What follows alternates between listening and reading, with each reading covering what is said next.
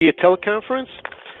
We have reporters and writers joining us from around the world, so let's get started. First, I'd like to welcome the founder of GFW, who is now the Chief Creative Officer. Of course, he's the King of the Mountain, a former World Heavyweight Champion, and the #1 Nashville Predators fan. Jeff Jarrett, welcome to the teleconference. Well, thank you, Ross. I do appreciate everybody joining us today. And, since we talked last week at the end of Slaviversary week, we were excited about this call today and looking forward to the teleconferences happening quite often. Things got kicked off in a little, a rather bizarre way with Big Papa Pump a couple of weeks ago, but we look forward to engaging our fans, via all the journalists that are on this call today, and I do appreciate everybody joining us today. All right. Well, I would now like to welcome a very special person who all of us at GFW had the honor to meet last week at the Impact Zone. Tony Marrero is an Orlando, Florida resident who is a special guest for GFW's Remembering Pulse nightclub 1 year later, a tribute to the 49 victims and the survivors of the Pulse nightclub tragedy back on June 12th, 2016. Tony was shot 4 times in the back and once in the arm. Hopefully everybody at this time has had the chance or will have the chance to watch the 10-minute tribute that GFW did. And I can speak on behalf of everybody with the company. We are very proud of the tribute and definitely honored to welcome Tony to this teleconference. Tony, good afternoon. Good afternoon, everybody. Thank you so much for having me. Tony will be joining us for the first 10 minutes of this call. So when I do open it up for questions, I ask that any questions for Tony and or Jeff strictly at this time be focused on the Remembering Pulse nightclub 1 year later tribute. So Tony, Jeff, I'm going to leave the floor to you guys. All right, guys, I appreciate it. And before we get things going, Ross, I know you wanted to make the statement that is the obvious, the latest breaking news as it concerns Alberto. So I'll let you lead with that, and then I'll just have a quick comment after that as well. Sure. As everybody might be aware, GFW issued a statement this morning regarding Alberto El Patron. I'll repeat that statement right now. Global Force Wrestling has indefinitely suspended Alberto El Patron, effective immediately, until the investigation is resolved following a recent incident in Orlando, Florida. That is the only statement GFW will be making on this matter at this point, and we ask for this teleconference that there be no questions on this matter. We have issued a statement, and we are moving forward, waiting for the investigation to complete. So, Jeff, if I can ask you your thoughts on the Pulse nightclub Remembrance Night.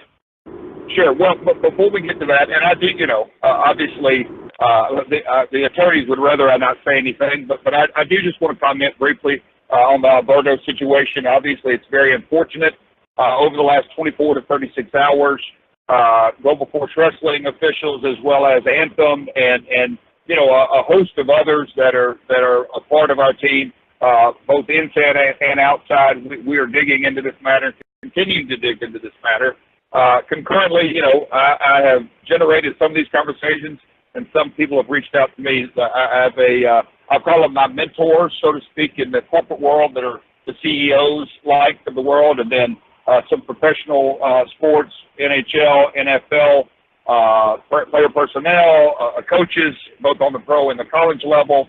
And I just wanted to pick their brain and advice on how to best handle this situation, and really to take away from both of it, and I'll sort of leave it at this, is that, the 2 takeaways that I got from the combined conversations are, at the end of the day, it truly is on a case-by-case basis when you're dealing with athletes and entertainers, and that type of public figures and that type of situation, as well as there's never an absolutely correct decision to make, a right decision, and there's always not an absolutely wrong decision to make. But just as I left the staff meeting a few minutes ago with our weekly staff meetings here at the Global Force, I addressed everyone in the room and said, I will take as much responsibility of this is people want to put on my shoulders. I've been blessed to be put in this position, and I truly want to make the best decision, not only for everyone in administration and production, in talent, all of our production folks. That when you group that entire group, it's well over 200 people that depend on, quote unquote, a paycheck from this organization. And then at the end of the day, again, I've been around the business for over 70 years. At the end of the day, the wrestling fans are the ones that are first and foremost. So, it's part of my responsibility as well to look after that. So it's an unfortunate situation. We take matters, any legal matter, but we also take personal matters. And obviously, the recording has started. It's obviously a legal matter as well as a personal matter. And so we take it very seriously. I've probably spoken a little bit more than I should, but I just wanted to make sure that I was as transparent as I possibly could with everyone on the call. And again, we'll move on from that and move on to as I stated earlier, last week when the PR team and myself sat down and the teleconferences were going to be laid out, we're very excited about it.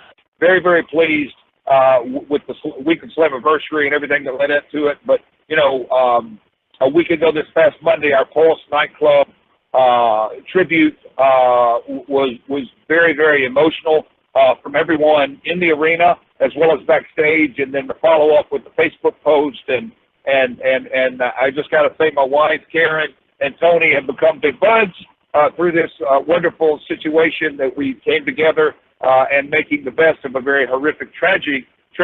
So with that being said, Tony's a great guy, and me and him are open for questions to kick this teleconference off. Tony, before we get to questions, if I can ask you your thoughts as you reflect back on the tribute a week ago. Of course.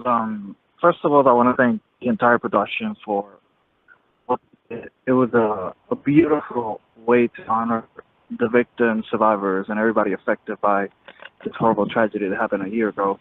It was a very emotional night for everybody, not just me, but everybody that was involved. It was a very emotional thing to see, as well as beautiful.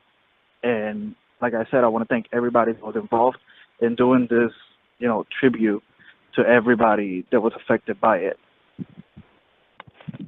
Thank you, Tony. At this point, I am going to open it up for questions for Tony and or Jeff about the Pulse Nightclub tribute. If you have questions, you hit *6, and we'll get to some of those questions right away. We're going to keep Tony on the phone here for about 10 minutes now.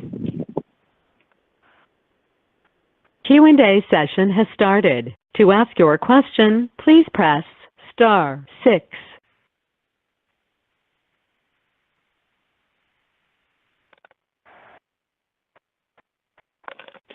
Tony, you want to talk about meeting with Karen? You had a fun meeting in the back. You want to talk about that?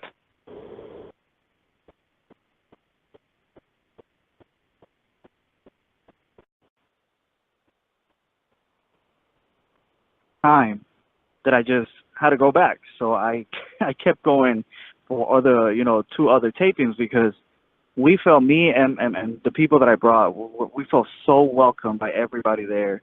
It was such a good place to be at, and Karen was just so wonderful to me, and I'm looking forward to just keep seeing you guys, and I know it's gonna happen. Every time you guys are in town, Roz is obviously going to hit me up, and we are going to get together because you guys are amazing. Everything you guys do and what you did for us, for Orlando as a whole, is just something that I'm always going to keep dear, next to my heart.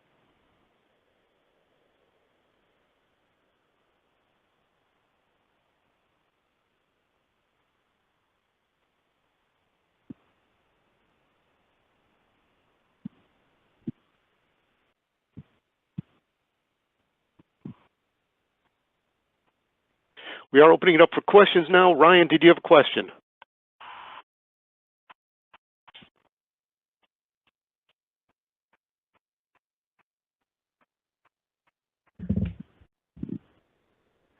Hello, my question's for Tony. This is Raj Gary with WrestlingInc.com. I know there were plans for converting the Pulse nightclub into... Working on it, but as far as I know, there's nothing just completely concrete, like just It is going to be a memorial as far as I know, but that's all the information that I have so far, that they're still talking about it. Okay, thank you.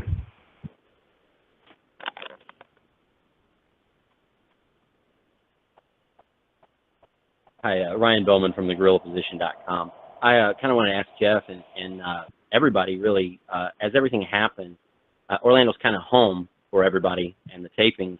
What was that like, and how did it shake everybody up with the company?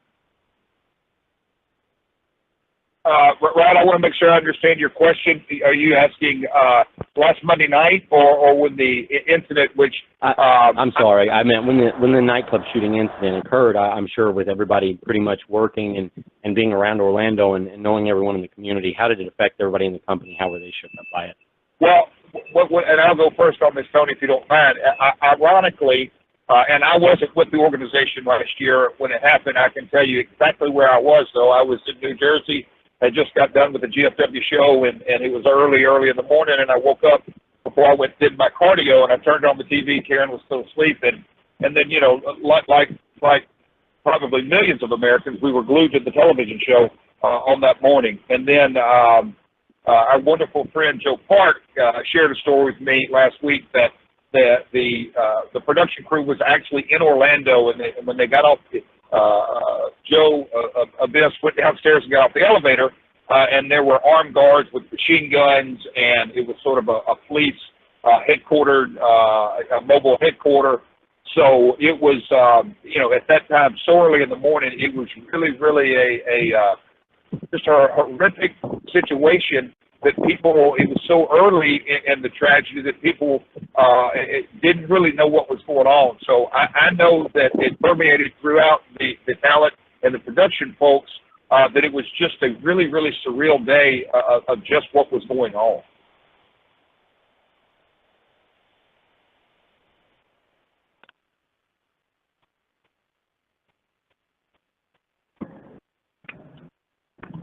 Hi, Jeff, Jarrett. This is Alan Wojcik from Outside Interference Wrestling Radio. How are we doing today? Great. I hate asking this question, but I have to ask it. The Alberto Patron situation. A year or two ago, TNA ran into an issue where Sean Hernandez was under contract to Lucha Underground, and he had to get edited out of TV, including the entire Beatdown Clan angle. What's TNA, Impact, GFW going to do? Is he going to get edited out of all of the TV going forward, or what's the plan? Alan, we're going to, Jeff, if I can chime in here, we're going to take a couple more questions for Jeff and Tony about the Pulse Club nightclub situation that we had attributed. We're going to do those at this point while we still have Tony for another minute or two on the phone.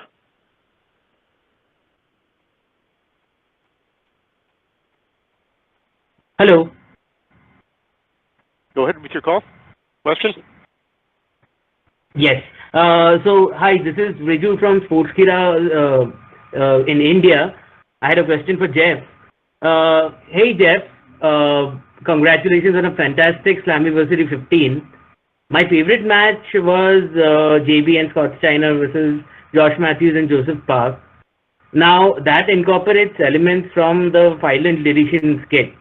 Will that be something you do going forward as well?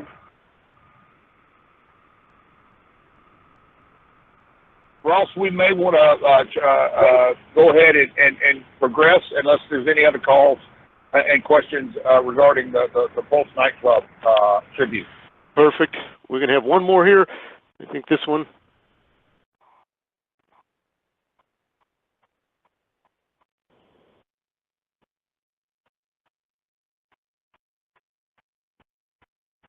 Hello, Tony. It's Lee Hazel from Steel Chair Magazine. I was just wondering if you yourself had any history with professional wrestling prior to the incident, and if you have any memories of it yourself. I'm so sorry. Could you run by one more time? I was just wondering, how did your involvement with the professional wrestling industry in this matter come about? How am I involved with the wrestling? Yeah, like how did you get involved with Impact Wrestling and Jeff in particular? Oh, I got involved. It was throughout another one of the survivors, and they ran it by me, and they asked me if I wanted to be part of a tribute that was going to be part of Impact Wrestling, and automatically I said yes. Fantastic. Thank you very much, Tony. Tony, I know you got to head back over to Universal Studios, so we're going to let you go there, and we're going to, at this point, open the questions up for anything along the lines for Jeff. We have a lot of things going on in GFW these days, from post-Slammiversary and the merger, so feel free with your questions. If you want to ask them, all we ask is when you do ask a question, you identify yourself and your outlet. Tony, if you're here, again, thank you very much for joining us, and we'll move on to some questions for Jeff. Thank you so much for having me, guys. See you, Rod. Tony, I wanted to thank you publicly. Appreciate it, Tony. Have a great day. Of course. Thank you, guys. Bye-bye. Ross, as we move along, I didn't quite get the Sportskeeda specific question from India, but I'll go back to Alan's question. And again, I wasn't with TNA Entertainment / Impact Ventures at the time that the Hernandez situation, but from my understanding, that was a completely an IP, intellectual property situation, in that he was signed, or there was a legal situation where he could not appear on camera, to the best of my knowledge. In this matter, it's a completely different situation, in that, again, decisions are made, what's best for the league, what's best for the brand, what's best for everyone involved. And yes, we just came off the heels of 4 fantastic days of production. And so at this time, those production days, it's no secret in this business that the incident took place after the production the live production was done. So it collectively, it would further damage the brand to edit all of this out. And quite frankly, it would do further damage to the brand. So again, the decisions are made at the very best we can to continue to grow the brand. We've made tremendous strides since Anthem, took control of the asset in January, and as we've moved along over the last 6 months, and coming off the heels of Slammiversary, and the early numbers that are in, it's very apparent that the success, we're taking steps in the right direction. And from the very beginning of TNA in 2002, that was always what led to our successes over the years, or crawl, walk, run. Just not rush into things. So if Ross, if we can get the Sportskeeda question back at some point during the call, but other than that, let's move on.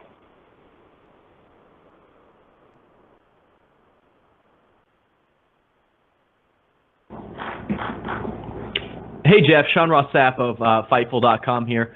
I want to ask what the process was of turning Impact into Global Force so soon after TNA was turned into Impact. And, what was Ed Nordholm's reaction to that? What were his feelings about that in particular? Obviously, it was a collective decision. Very early in our relationship, dating back till mid-December, it was very clear that the TNA name was going away with no uncertainty long before I came on board. And so as the days, weeks turned into months, the process began that it was very apparent that the name of the brand, name of the league, name of the promotion, WWE is to Raw, what Global Force is to Impact, that the name TNA was going away. From day one, the name of the television show was always Impact. And so it was a collective decision with multiple executives that were on board here that obviously wasn't a singular decision by any stretch of the imagination. Len Asper, Ed Nordholm, production elements, it was a collective how we were going to transition in. And we're well aware that it is going to be a step-by-step process. The name or the initials TNA have much more equity internationally, specifically in India, that the double entendre doesn't exist. The United States press, as opposed to the India press and other markets around the world, the name TNA in the initials in the league, the PR hits that quite frankly were massive over the last 24 months. So it was and it will be a delicate balance, but it's something that we charted our course, and we realize that it's going to be a step-by-step process. We had a meeting yesterday that as far as our digital front, globalforcewrestling.com, impactwrestling.com, you're going to see that begin to roll out over the next 3 to 4 to 5 to 6 weeks. As we launch our OTT, that's coming in play. Obviously, all the social media channels with GFW and all the social media channels with Impact. There's going to be a progression, and we do have a plan in place. But at the end of the day, we understand that, you know, the viewers, specifically television viewers as opposed to online viewers, that, you know, if they tune in, and we realize no matter what show it is, you don't watch it every week. You know, you watch it 3 out of 4 weeks out of a month or 2 out of 4 weeks, that we want it to be a natural transition, a progression, and at the end of the day, we will get there sooner rather than later, but it's going to be a transition. Hey, Jeff, this is Tommy McCardle from ringscoops.com. How you doing today? Good. How you doing, sir? Doing pretty good. Thank you for asking.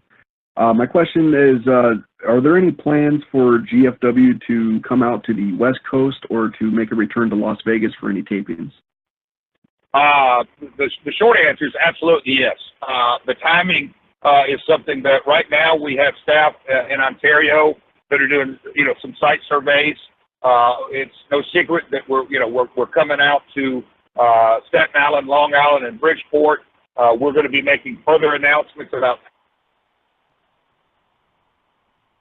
We're going to be making announcements about our AAA relationship and the talent exchange, and we hope very soon that we're going to be making announcements about AAA joining us on our New York trip for our live events.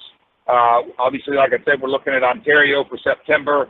We're probably going to look at another Northeast run, fourth quarter of this year, and then as we head into January, discussions have already begun about looking in first quarter, going back to our traditional first quarter of the United Kingdom tour. But to say Vegas is on our radar without question, it is a fantastic, you know, just like Orlando, it's one of the entertainment capitals.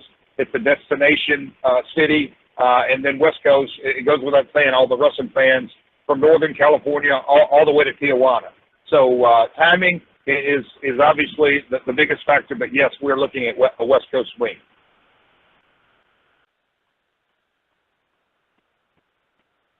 Hi, Jeff. David Dunn with the New Zealand Pro Wrestling Informer. I want to ask about the working agreements you've got with some of the promotions around the world.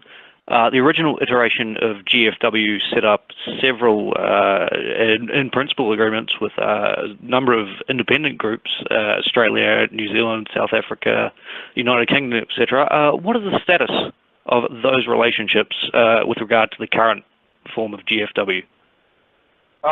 Well, it's very obvious that there's been a major turnover in talent, and that, you know, the world in which we live in this wonderful world of professional wrestling is much more transparent, and that everybody has a start, whether it's in the smallest of independents or whether it's a major independent. But, you know, there's great operations literally around the world. The UK scene goes without saying. Australia, there's been several independent tours as of late. I've been contacted by my friends in New Zealand as well. So we are going to recognize, no matter where the talent comes from, Desmond Xavier, who is a star and completely on the rise with a rocket ship on his back. You know, there's a story behind every individual wrestler that comes on our roster. They most of the time have somewhat of a home base or a home promotion, and we're going to continue to recognize that. And so there's promotions around the world that as we continue to roll in third and fourth quarter of this year, more independent promotions will be recognized. Monster Factory, their tag team champs, obviously came on board back in March. But Russell Pro's an independent organization we work with in the Northeast. MCW, based out of Baltimore. So there is so many promotions out there that are thriving and doing well in independent wrestling, as opposed to, when I broke in, I'm an old man, but back in the 80s, the territories, exchange of talent. Now the independent scene is truly the lifeblood of our industry.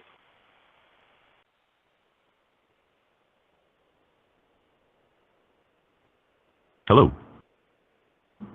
Hello, sir.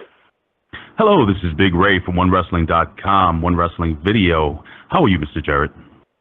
You have got a radio voice, Big Ray. Looking forward to chatting with you. Thank you so much, and thank you, Mr. Foreman, for setting this up. First and foremost, Bill Apter wanted to say hello. What Willie? Wild Willie. Tell him I said hello. Sir. Well, I do have two questions, if I may, sir. Shoot, I'm ready. All right, the first being, we were just curious as to whether you were going to continue the lineage of the X Division title and continue moving forward with the Grand Championship, or are you going to basically eliminate those titles and proceed with the Next Gen title and maybe move into using perhaps a television title? Obviously in the world, and whether it's WWE or back in the day WCW or back in the territory days, 6-man titles, tag titles, it's always a work in progress, but the plans going forward are, the global championship, and we looked at things, and we have unique plans later on the year for the Next Gen Championship, but the four divisions as we head into Destination X are the X Division, the Knockouts Division, the Tag Team Division, and the Global Championship. And the Impact Grand Championship is still exactly what it was prior to Anthem coming on board. Very good. Now, my second question is very straightforward. There are other companies that pin themselves to be more of a PG product. Now, will GFW be pushing the edge and giving us more of a realistic base of sports entertainment and pro wrestling, Mr. Jarrett? Well, obviously being a part of the Attitude Era, pushing the edge, it can mean multiple things, some positive, some negative. But a global force, it is exactly something that I've been a part of and seen throughout the years. The most productive storylines, if you want to call them storylines, are always reality-based, whether it's Stone Cold versus Vince McMahon, whether it's the NWO that connotated the WWF and was, the situation was litigated, the WWF invading WCW, no matter, going back way to my early years, Lawler and Dundee, a huge rivalry that existed for years based on their true personal hatred of one another. So quite frankly, when you say push the edge, not in a negative or language or smut, if you will, but we will and will always continue reality-based situations have always been the most successful in professional wrestling, and so if you want to say that's pushing the reality-based component, the answer to your question would be yes. But we're certainly not going with I'll go back to the word smut and the elements that at the time, the Attitude Era, obviously Shock TV and was super successful for its day and age. In 2017, as we roll into 2018, there really is no place from a completely wide appeal, all ages. It's not, you just can't focus on that male 25 to 34 demo. It's got to be a much broader to be successful. We can remind all reporters to ask only one question since we have a lot of people waiting. Jeff, can I ask you though, what's up with the titles? We have an announcement on titles upcoming in August. You talking about the new belts? Yes.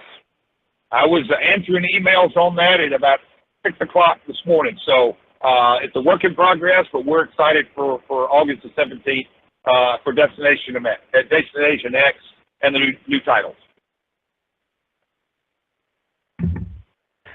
Hi, Jeff. This is Raj Gary with WrestlingInc.com. I had a question regarding the Hall of Fame. It was and James Storm kind of promoting the Hall of Fame ahead of time, but saying he wasn't going to be in. I guess we can't do two-parters, but is there anything to James Storm not being at the Slammiversary, the post-Slammiversary Impact tapings? Well, the post-Slammiversary Impact tapings, James had a head injury. He said it's not bad. I kind of think the doctors, although they, but that's James, and James will always be James. The doctors have different opinions, but that had, I'm not sure. I know you're the two-parters, so even though we're all studying wanting me to answer two-parters, on the topic of Hall of Fame, that was, I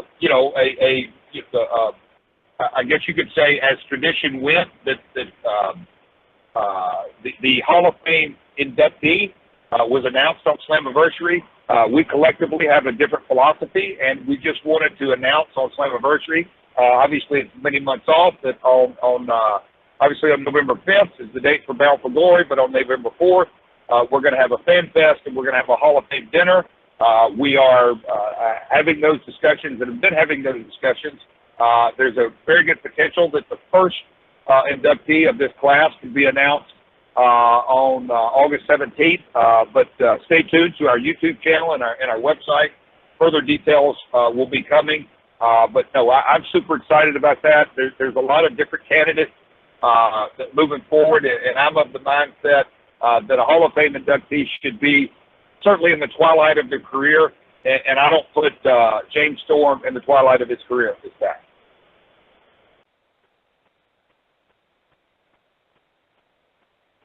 Hi, Jeff. This is Nick Hausman with WrestleZone. Thank you for taking the time to chat. Appreciate it, Nick. I saw you online that used to listen to questions. So I know that Ross has disappointed you, so I guess you got to pick the best of the batch. I'm trying my best. Well, my question is about the kind of public spat that Anthem and the Hardys been having over the Broken Universe. I just didn't know if you guys had found any conclusion with that. It was a situation that you all had moved past. It is the wonderful world of social media and the digital and just the open opinions. Quite frankly, it is the world we live in, and I welcome it because you got to take the good, the bad, the ugly, the different, the indifferent, and it's truly no different than the wrestling business that existed 30 years ago, except the platform was much smaller. When we would leave the buildings back in the 80s and 90s, you would have fans that would be out back that would either scream at Double J that they loved him or hated him or didn't like his match or liked his match, or tell me that this guy stunk or whatever it may be. But as far as this specific situation, I have, giving my opinion on it. It's no secret, and I've said this in multiple interviews, me and Jeff Hardy's friendship goes back well over 20 years. Our families have vacationed together. I've had a healthy exchange of texts with Jeff over the last couple of weeks. We wished each other Happy Father's Day. And so, the IP situation is strictly a, quite frankly, the IP language that is used in our contract is almost identical to the language used in the WWE contract, almost identical back in the day from WCW IP law, and I've been, whether fortunate or unfortunate, to grow up in Nashville, be around the music business, but intellectual property law is rather cut and dried, that you have the publisher, and you have the writers, and then you have another element of that, you have the performance. There's people in Nashville that can sing a song and take it to #1, and 10 years later, another artist can come along, and they can sing that exact same song and take it to #1, and they make their money off performances. But the writers and the publishers continue to make that money. So it goes without saying, the wrestling business is different. Vince McMahon owned the name The Rock until The Rock bought it back. Same with Razor, same with Diesel, and I could go on and on about guys jumping ship from especially back in the Attitude area when guys would jump ship from WWF to WCW. Big Boss Man was never the Big Boss Man in WCW.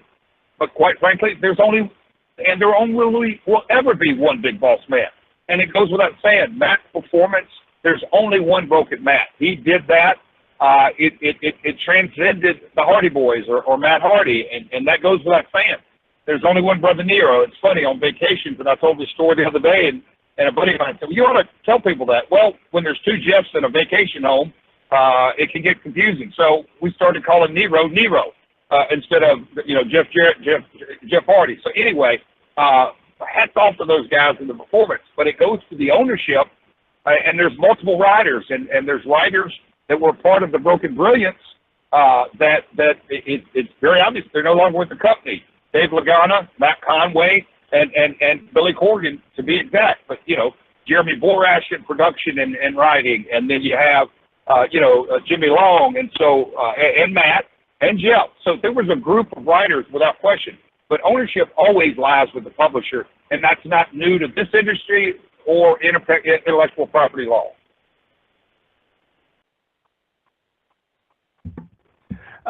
Hi, Jeff. Raj Gary with WrestlingInc.com again. This is, I guess I wanted to ask what the status of the GFW World title is right now. Is it considered vacant?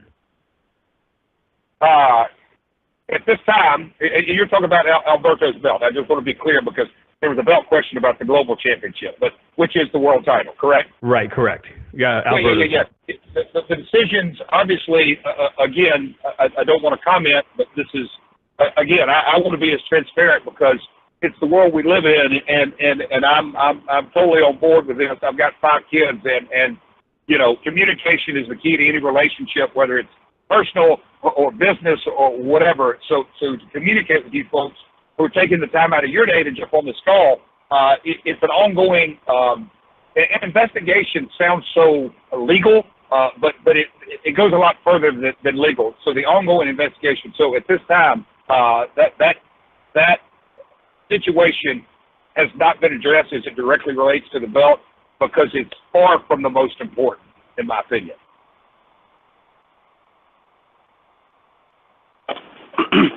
Hi, Jeff. Donna Corby from the Irish Daily Mirror here. I'm just wondering, you talked about coming back to the UK.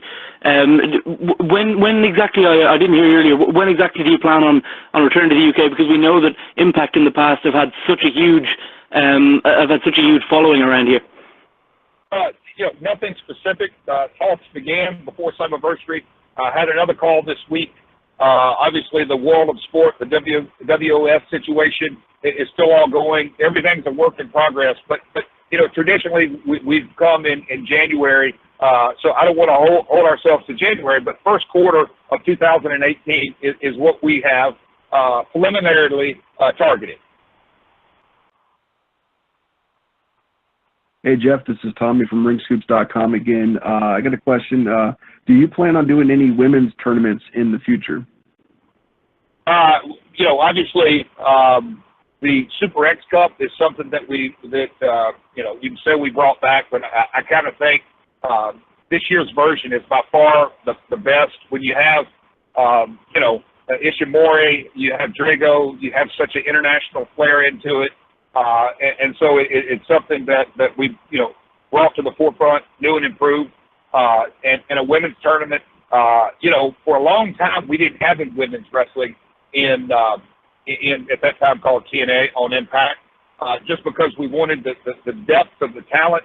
And then obviously as we grew over the years in 2010, 2011, 2009, whatever year it was that Gail and Kong main evented. For the first time in modern day history, main evented a 2-hour television show. And so the short answer to the question is without question, because the depth of women's wrestling, quite frankly, has exploded over the last 36 months in a great way. So the short answer is yes. The timing, that would have to be a collaborative effort from the matchmaking group.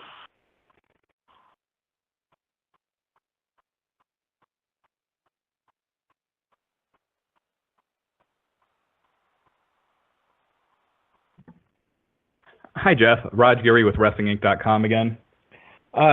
with GFW now doing live events again, Impact, I wanted to know, have you guys been looking at possibly moving pay-per-views out of the Impact Zone and starting with Bound for Glory? Sure. I mean, without question, we'll call it in every sense of the word, a traditional touring organization is the goal, but it has to make financial sense. It goes without saying that taking Impact on the road several years ago was a financial disaster, and so you have to methodically look at every decision and make sure that it makes financial sense. But we're going to start with our live events, and again, I'll say put our toe back in the water. We realized that we're not going to put an event on sale and it's going to go clean and sell out. Quite frankly, the WWE doesn't do that for live events, but they're out there, they're touring. Obviously, it's an organization, publicly traded, been around 50 plus years, and so their brand awareness in every market they go, they don't have that situation. We're obviously in a rebranding situation in every sense of the word, and so we're getting back out in that market. We got to make the right decisions, and that's why we're excited to partner with NOAH, partner with AAA, get into these markets. Our LAX, our current tag champs, are going to be throwing out the pitch and doing the signing, the meet and greets over in Staten Island. We've got the Bridgeport baseball show. We got Long Island event. There's a lot of positive things happening, from live events to our digital world. I'll brag on my digital guys when I just left that staff meeting, and they were telling me some numbers from Spike UK and how the female demos have exploded and how the kids demos have exploded. Our median age on our program in the U.S. is the lowest it's been. We're trying to figure that out, but we think it's the median age is the lowest it's been since 2009, and that's, I just got to tell you that's fantastic because, everybody on this call is well aware of the business and the WWE, their quarterly calls and their reporting has educated everyone that, to get sponsors, to get advertisers, you got to have that lower demographic. You got to be sponsor friendly. And so we're working on all of that. Our merchandise is headed in that direction. Our DVDs, our production, our YouTube numbers, we're going to reach 1 billion views shortly, which is great. We're going to reach 1 million subscribers. And so, our digital stuff, and that's been reported. So we're rowing uphill. Rowing in the same direction. Sometimes it's going to be uphill. Sometimes it's going to be downhill. But Raj, to go back to answer your question is, absolutely we're looking at taking, and we're actually not just Bound for Glory, but we're also looking at, adding another live pay-per-view to our schedule in 2018.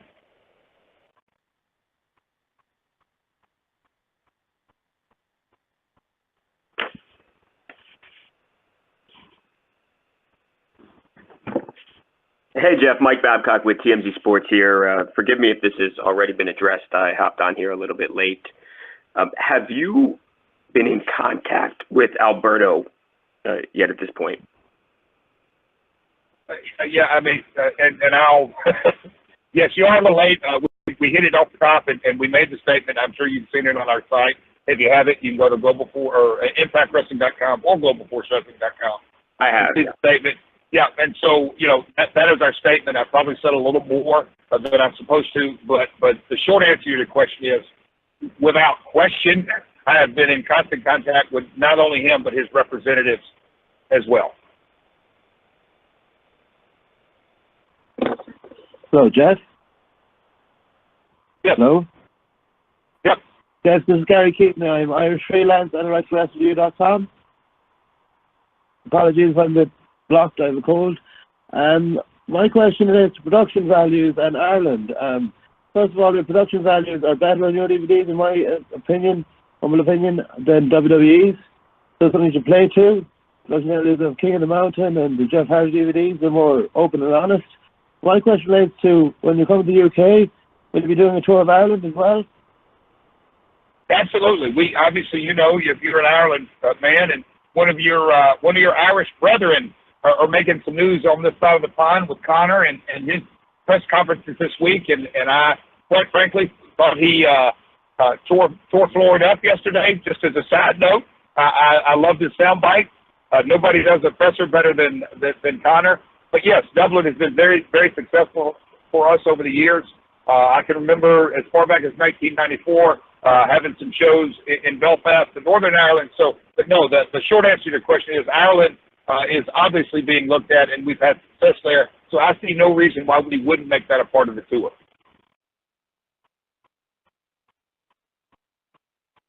Hi, this is Jeremy Walker with Real Sport.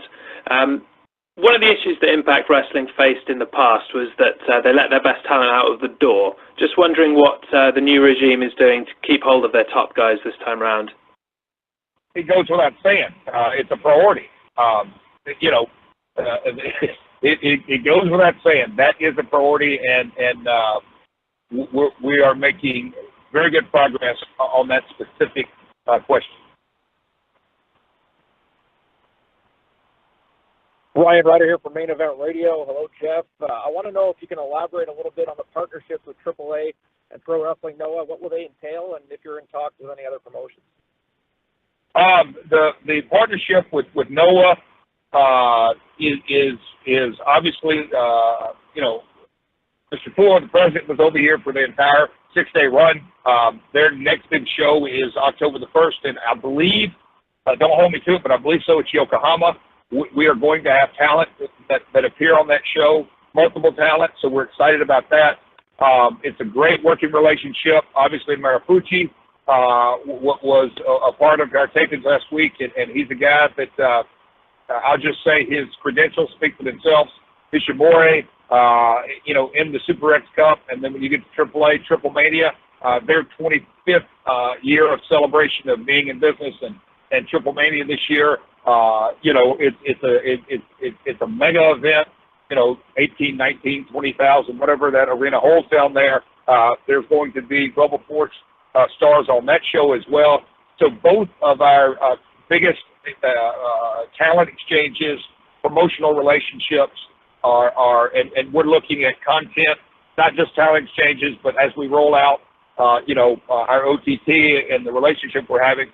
So the relationships is I don't want to say exactly because it's a step-by-step process, but they're certainly headed in the right direction. It's something that I always envisioned and knew that it wouldn't happen overnight, but it's something, you got to start somewhere in business. And look, there's no one in this world more impatient than me, but through the years, you've learned that, you have to start with A before you can ever get to Z in the alphabet if you're going to go all the way through it. So it really is a step-by-step process. But we're very excited, and obviously there's independent promotions around the globe that we continue to look at. Matter of fact, I talked with a promoter from Pakistan this week. So wrestling is truly a global product. Jeff, Gary Keaveney again from Wrestling and Freelance Ireland. Have you been in talk ever with CM Punk, or would you care to comment on CM Punk's status as a wrestler? Do you think he'll come back to wrestling, come back to any GFW, TNA, Impact? No, CM Punk, to my knowledge, no conversations that I've certainly had. But also, I totally my understanding that, he's signed to a UFC situation, and that's where his energy's headed. Unbelievable talent, and I've said it when it first came out. Hats off to the guy to step into that octagon. Win, lose, or draw, he's a winner in my book for chasing his dream. Hey, Jeff. Sean Ross Sapp of Fightful.com here. What type of relationship, if any, do you maintain with Spike TV stateside? I know they're rebranding at the end of the year, and I didn't know if you had kept in touch with anybody from that wing maybe over the past several years. You broke up right at the beginning. Can you restate that, Sean? No, actually, we were on the next call. Jeff, he was asking about the Spike TV relationship domestically. Oh, obviously we're in a long-term relationship. It's no secret that they're rebranding the Spike Network here domestically, going to the Paramount Network, and you can see if you read the trade, the direction they're headed. They have an enormous investment in Bellator. But I'll just say this, I have a long-term relationship with those guys, and Viacom has multiple outlets, and so who knows what the future holds. Hey, Jeff, this is Tommy from rigscoops.com again. My question is, are there any plans for a GFW video game in the future? That is at the top of the list when you look into the licensing. And again, the licensing program, going back many years ago, again, it is a methodical, it doesn't happen overnight process. The two biggest categories when you look at licensing are video game and action figures, and both categories, the steps have begun, although very baby steps and preliminary. But quite frankly, there's nothing more than I would love, because again, we're a global brand, and there's a lot of video gamers around the world, and so action figures and video game are the top two categories in the licensing program that we're going to begin to develop. Jeff's time is very limited, so if you have already asked a question, I ask that you take yourself out of the queue for a future question. We're going to try to get through as many as we can in the limited time Jeff has left.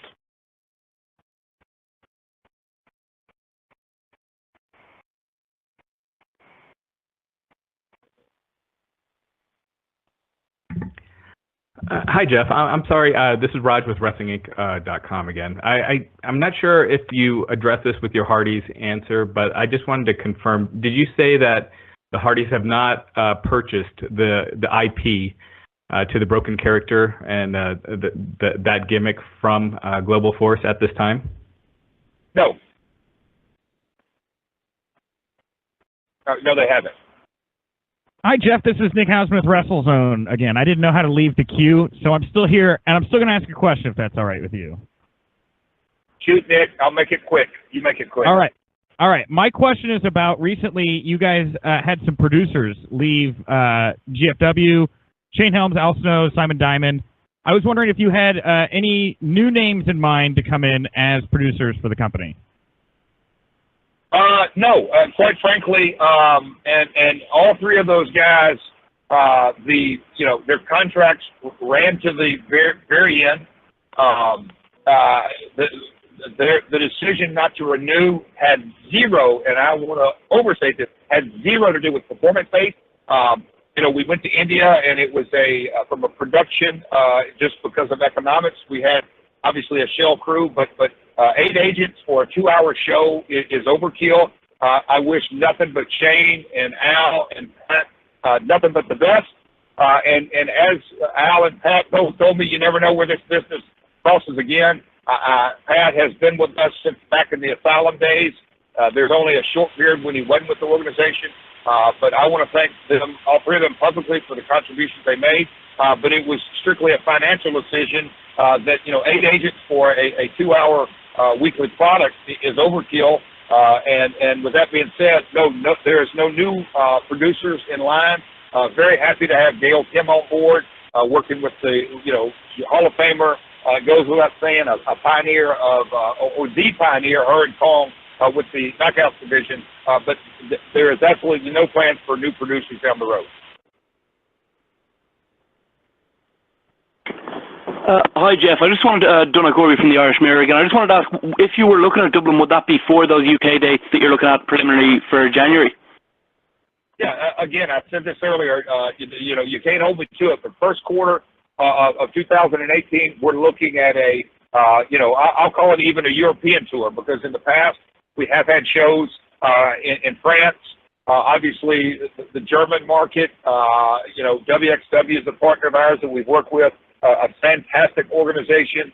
There's an organization in Switzerland, Austria, obviously Ireland is on but just because we've been and had some great success in Dublin. So yeah, it is on the short list. Hi, Jeff. It's Lee from Steel Chair Magazine. I was just wondering, with Destination X coming up soon, what are the plans for the X Division, and any plans to bring back the Ultimate X match? I'm sure the timing's everything, and the Ultimate X match is I can remember several vivid memories, whether it's the Asylum or when AJ Styles was in the Ultimate X matches, just the level that and it's true, the level of competition that went into those matches. Everyone knows it's not true sport, but the guys, when they have that platform to shine on, they go the extra mile, and so the X Division has been a cornerstone of a big time philosophy that and Slammiversary showed. You have your heavyweights, you have your X Division, you have the knockouts, you have the tag division, and as you go into as we came out of Slammiversary, it's no secret Joe Park and Jeremy Borash and Big Papa Pump and Josh Matthews. What a night! What a memorable match! It was off the charts entertaining. D'Angelo Williams and the success and his training and how serious that he really dug in, and the success of that match. So to answer your question is, you can't highlight everything all the time, but the X Division is going to be front and center, and it's going to have a big night coming up with the X guys on August 17th. Hello, Jeff. This is Riju from Sportskira Wrestling in India. I wanted to ask, how do you feel about Samoa Joe and AJ Styles at the top spot in WWE? How do I feel? Well, first off, personally, I couldn't be happier for Joe, AJ, Bobby Roode, Eric Young, those guys. Professionally, it kind of in one sound bite, we were definitely promoting the right guys. They've gotten on obviously a grander and a bigger stage. Samoa Joe this past Sunday night, and Joe's always had that tenacity. I said that in the ESPN article. What really set Joe apart, in my opinion, from a promoter standpoint, is his tenacity, his real. When you drill it down and you look in his face, he's a tenacious individual. AJ Styles' athletic ability athletic ability was truly phenomenal. So very happy for those guys. Everything that they get today, AJ and Joe have both been in the business. AJ was with us 13 years. I wasn't here when he departed. Neither was with Joe. But those guys, they contributed immensely to the success of this organization.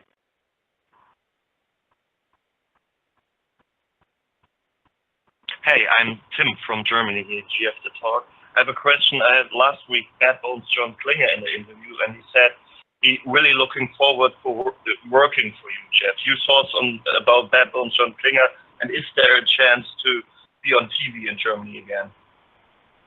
I think that was a two-parter. I love Bad Bones, great talent.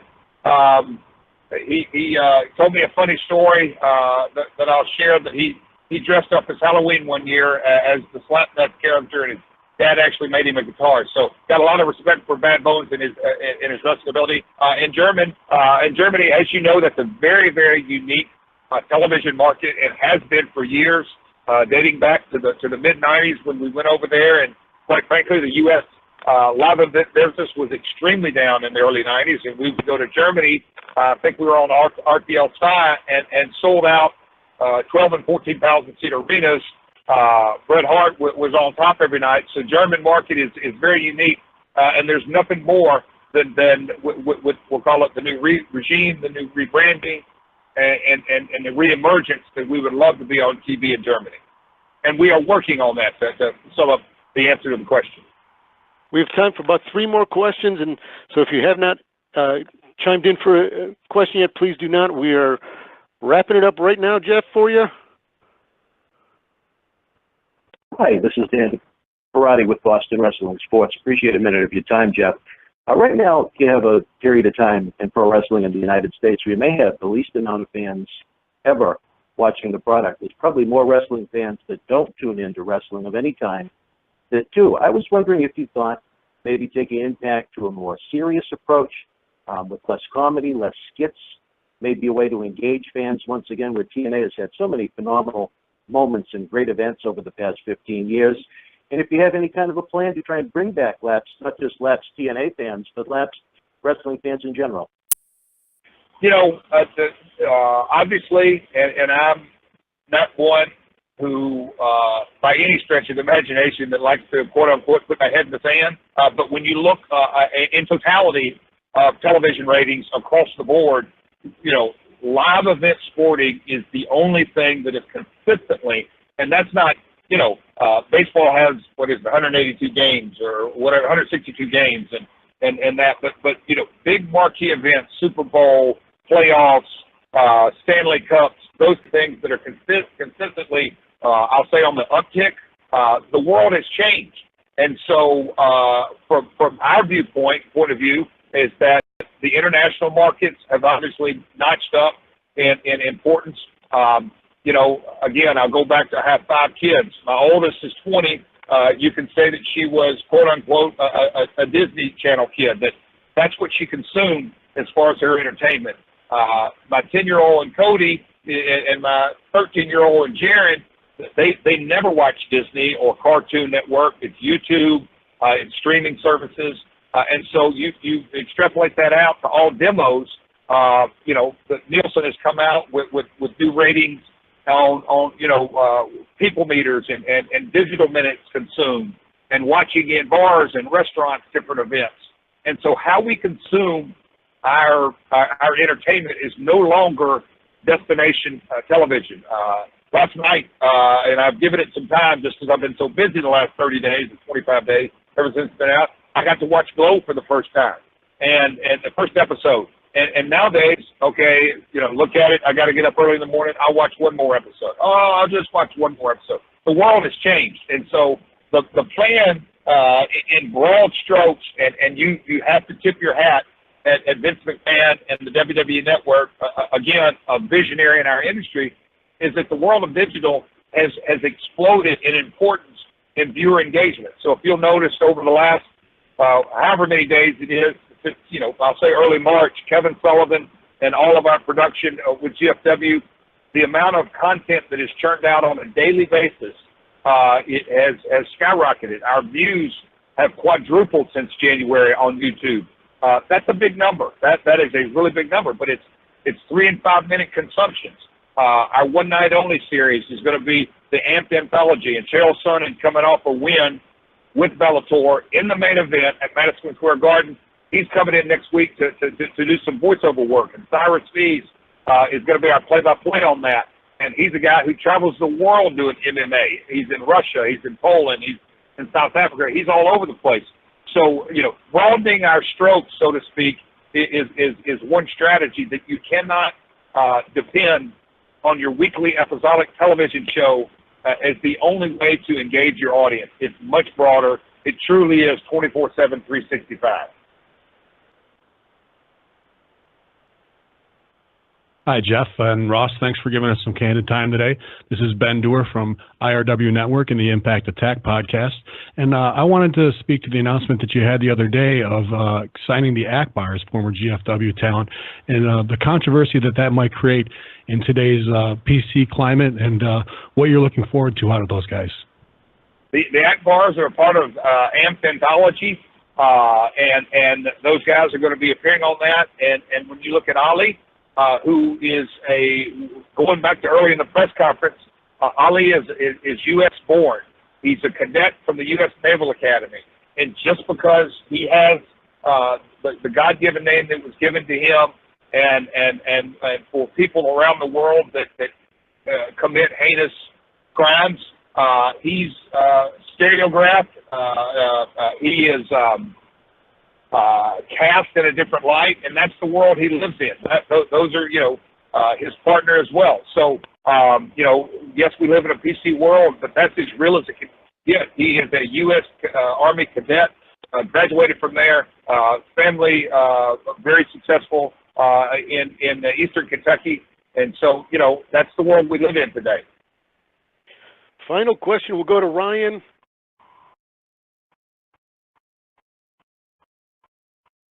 Hey, Jeff, you talked about getting back out on the road and doing the East Coast tour, but and you also talked about TV, but how important is it for you to get Impact live every Thursday night? Again, it's the dollars and cents, and if anybody knows me, they know I was raised on live TV every 90 minutes in Memphis, Tennessee. Live TV is a different element. Everybody in the arena, every wrestler, every production person, announcers, it goes down to the ring pro. Everyone knows when you're live, your adrenaline is at another level. It's physiological. It's just the nature of the beast. So obviously that's our goal. Again, we're running a business, and you better have blocking as opposed to ready, and that is at the front of our mind. So would I like to go live every week? Yes. Is that a reality in 2017? No. Jeff, we appreciate it very much. You've been very candid, very open. I'll give you the floor for a final thought. I just, again, I appreciate, everybody on this call, and I mean that sincerely. We had our fan interaction in Orlando at Slammiversary Week to kick things off. It was very successful. The pay-per-view, we couldn't have been happier. The production, as we rode along through the 4 days, as we're headed into Destination America, again, we get to be live that night. That doesn't happen every week. We'll have a special program that night as well with Destination X and some great action. But I just appreciate all the support. Obviously, everyone on this call at some level is supporting us, and I do appreciate that. But as our rebranding and our rebooting and our transition, we're definitely not going to make all the right decisions. I know that going in. Again, my family's been around 70 years, so we are definitely going to make our mistakes. Guys can be a little forgiving at times, but from the top to the very bottom of this organization, it's not going to be for lack of effort. You can rest assured on that, and I cannot wait to see what the future holds for all of us. Jeff, thank you very much. On a personal note, have a great birthday on Friday. We'll drop that. Thanks, guys, for being on the call, and talk soon. Yes, we will have media teleconferences every Wednesday going forward through Destination X. So stay tuned. I will have emails out every week on who we're bringing in. It will be more than one talent every week. Thank you for calling.